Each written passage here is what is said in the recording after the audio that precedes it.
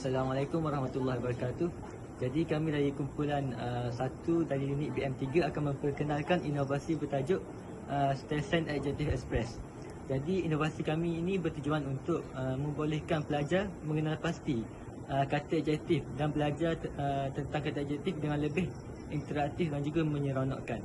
Jadi pada inovasi kami ini akan melalui tiga jenis stesen.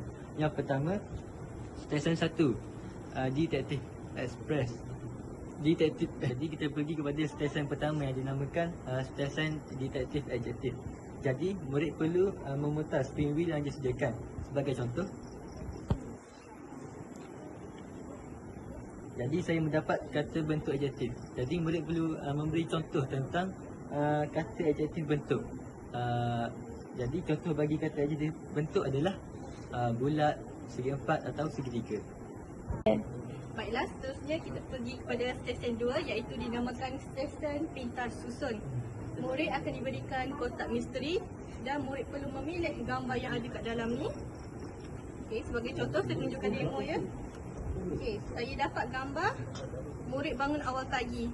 Jadi saya perlu padankan gambar tersebut di jenis kata adjektif tersebut. Okey. Saya akan ambil pelekat dan saya akan tampalkan berdasarkan gambar yang saya dapat awal. Okey, jadi pelajar perlu membuat ayat berdasarkan jenis kata adjektif yang telah didapatkan oleh pelajar pada stesen kedua. Contohnya awal. Jadi pelajar perlu membuat ayat Amsyah bangun awal pada pagi hari ini.